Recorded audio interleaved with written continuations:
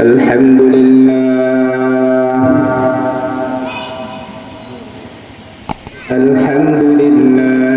نحمده ونستعينه ونستغفره ونؤمن به ونتوكل عليه ونعوذ بالله من شرور أنفسنا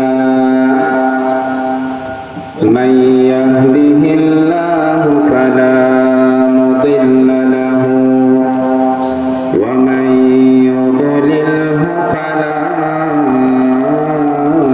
هادي له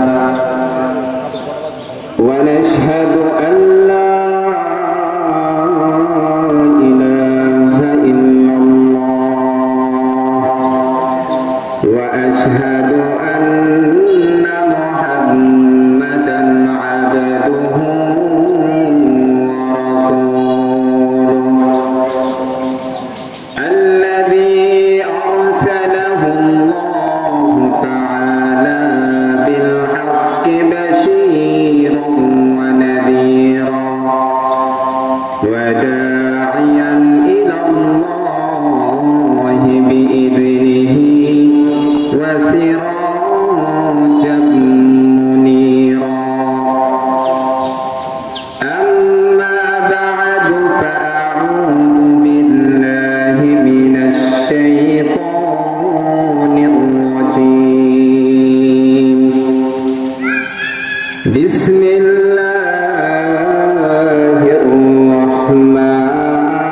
الرحمن الرحيم يا أيها الذين آمنوا كونوا قوامين لله شهداء بالقسط ولا يجرمنكم شنآن قوم على ألا تعدلوا اعدلوا هو أقرب للتقوى واتقوا الله إن الله خبير بما تعملون وقال رسول الله صلى الله عليه وسلم لا حسد إلا باثنتين رجل آتاه الله مالا فسلط على هلكته في الحق ورجل آتاه الله الحكمة فهو يقضي بها ويعلمها أو كما قال عليه الصلاة والسلام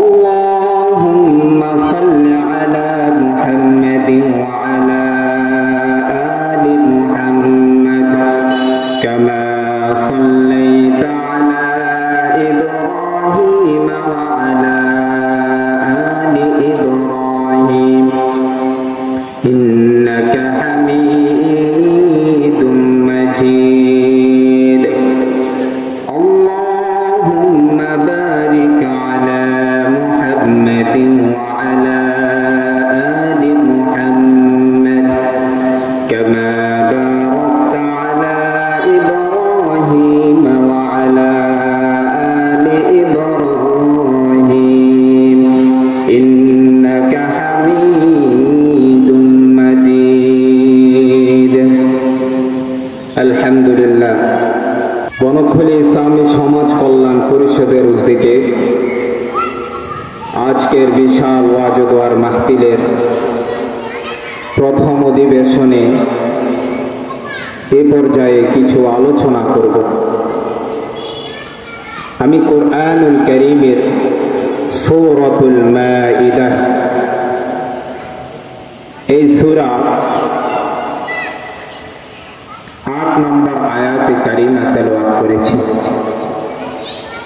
এই আয়াতে আল্লাহ সুবহানাহু ওয়া তাআলা পৃথিবীর লোকদেরকে সম্বোধন করে বলছেন, ইয়া আইয়ুহাল্লাযীনা আমানু, হে ঈমানদারগণ।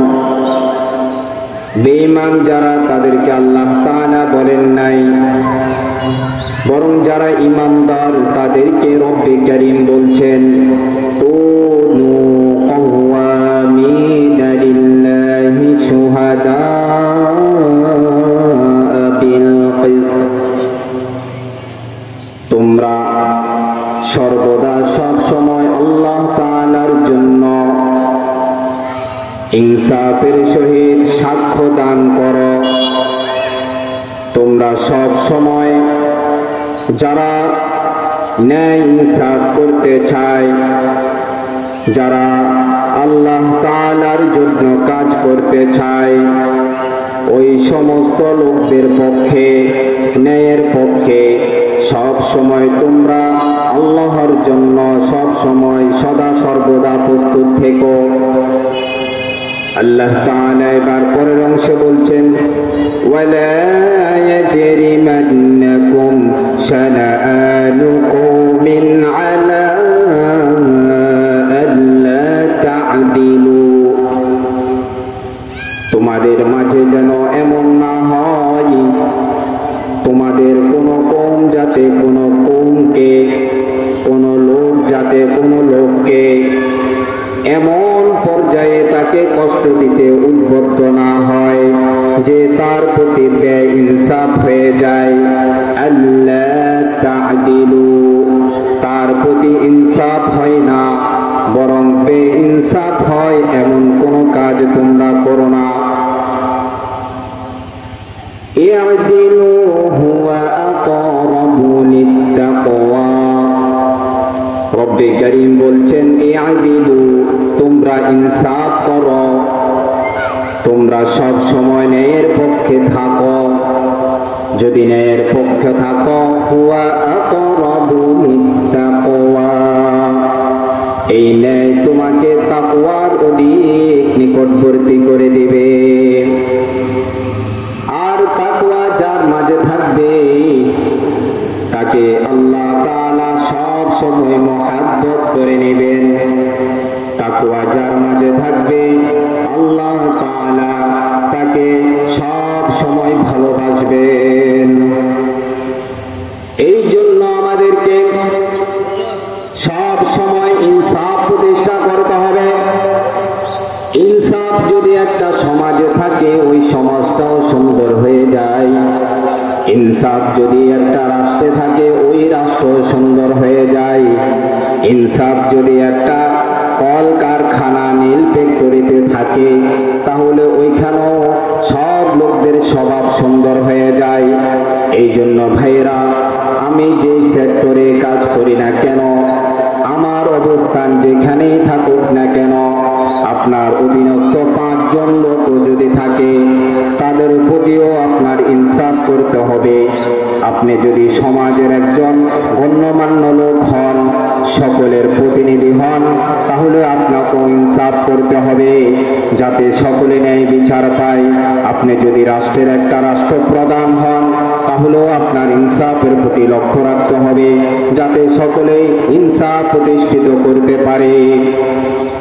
আমার ভাইয়েরা, রব্বে কারীম কুরআনুল কারীমে বারবার ইনসাফের কথা বলছেন। সূরাতুন নিসা বলছেন, ওয়া ইযা হাকামতুম বাইনান নাসি আন তাহকুমু বিল আদল, যখন তোমরা মানুষের মাঝে ফয়সালা করো, হাকামতুম বাইনান নাসি আন তাহকুমু বিল আদল, মানুষের মাঝে যখন তোমরা ফয়সালা প্রতিষ্ঠিত করো, মানুষের মাঝে যখন তোমরা কোন কার্য সালিশ যখন তুমি পরিচালনা করো, তখন তুমি ন্যায় তাদের সঙ্গে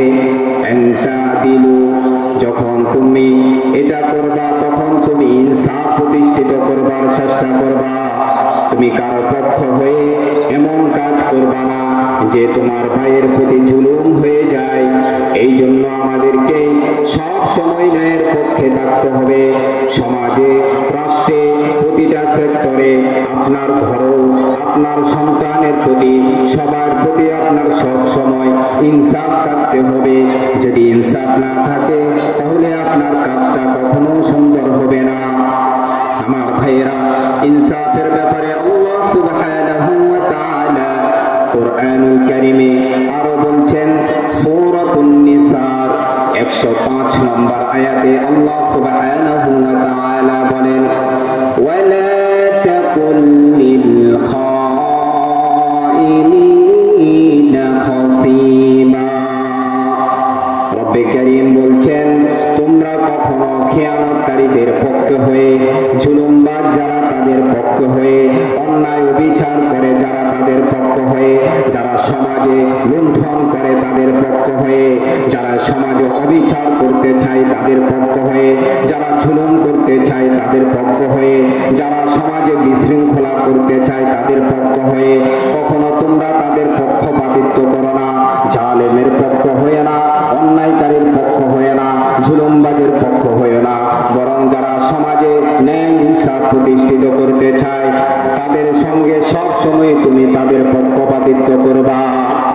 আল্লাহ তাআলা বলছেন, কখনো যারা খেয়ানতকারী এদের পক্ষ আমাদের অবলম্বন করা যাবে না। আমার ভাইয়েরা, সব সময় আমাদেরকে ইনসাফের পক্ষে থাকতে হবে। যারা ইনসাফ প্রতিষ্ঠিত করতে চায়, সমাজে, রাষ্ট্রে সব সময় ইনসাফ প্রতিষ্ঠিত করতে চায়, তাদের পক্ষপাতিত্ব করতে হবে। একদল লোক বলে, আমি ইসলামকে ভালোবাসি, ইসলামকে ইসলামের জায়গায় ভালোবাসি, কিন্তু সমাজে, রাষ্ট্রে যখন প্রতিনিধিত্ব কোনো ইসলামের পক্ষের লোক করে তখন তার পক্ষ অবলম্বন অনেকেই করতে চায় না। না, আমি যদি এমনটা করি, তার পক্ষ অবলম্বন না করে, তাহলে আমি সব সময় ইহুদি খ্রিস্টানদের পক্ষে হয়ে যাব। কারণ মক্কার কাফেরদের একটা চরিত্র ছিল যে যখন তারা বিপদে পড়ত তখন তারা আল্লাহ তাআলার কাছে সাহায্য চেত, কিন্তু বিপদ থেকে যখন উদ্ধার হতো তখন তারা আবার জুলুমবাজ, অন্যায় যারা জুলুম করে তাদের পক্ষে অবলম্বন করার চেষ্টা করে। কোরআন ও আল্লাহ তাআলা তাদের চরিত্র তুলে ধরেছে। আমার ভাইয়েরা, সব সময় ইনসাফের পক্ষে থাকতে হবে। আল্লাহ সুবহানাহু ওয়া তাআলা কোরআনে আরো বলেছেন যে সূরা হুজুরাতের 9 নম্বর আয়াতে আল্লাহ সুবহানাহু ওয়া তাআলা বলেন, ওয়া আকাসিতু ইন্নাল্লাহা ইউহিব্বুল মুকসিতিন। তোমরা ইনসাফ প্রতিষ্ঠিত করো, ইনসাফের পক্ষে থাকো। ইনসাফ যদি প্রতিষ্ঠিত করতে চাও, তুমি যদি ইনসাফের পক্ষ অবলম্বন করো, তাহলে মনে রেখো আল্লাহ তাআলাও তোমাকে ভালোবাসবে। ইন্নাল্লাহা ইউহিব্বুল মুকসিতিন। নিশ্চয় আল্লাহ তাআলা ইনসাফকারী যারা তাদের পক্ষে সব সময় আল্লাহ তাআলা তাদেরকে ভালোবাসেন। এই জন্য আমাদেরকে ইনসাফের পক্ষে থাকতে হবে। যারা ইনসাফ প্রতিষ্ঠিত করতে চায়, সমাজে, রাষ্ট্রে, প্রতিটা সেক্টরে যারা ইনসাফ প্রতিষ্ঠিত করতে চায়, আমাদেরকে সব সময় তাদের পক্ষে অবলম্বন করতে হবে। ইনসাফের বিপক্ষে গিয়ে যারা সমাজে বিশৃঙ্খলা করতে চায় এদের পক্ষে কখনো অবলম্বন করা যাবে না। ইনসাফের পক্ষে সব সময় থাকতে হবে। বুখারী শরীফের এক হাদিসে এসেছে, আল্লাহর রাসূল সাল্লাল্লাহু আলাইহি ওয়াসাল্লাম বলেছেন, দুই ব্যক্তির ব্যাপারেই শুধু ঈর্ষা করা যায়। ক্বালা রাসূলুল্লাহ সাল্লাল্লাহু আলাইহি ওয়াসাল্লাম, লা হাসাদা ইল্লা ফিসনাতাইন, রাজুলুন আতাহু আল্লাহু মালান ফাসুল্লিতা আলা হালাকাতিহি ফিল হক, ওয়া রাজুলুন আতাহু আল্লাহুল হিকমাতা ফাহুয়া ইয়াকদি বিহা ওয়া ইউআল্লিমুহা। আল্লাহর রাসূল বলেন, শুধু দুই ব্যক্তির ব্যাপারে শুধু ঈর্ষা করা যায়। লা হাসাদা ইল্লা ফিসনাতাইন,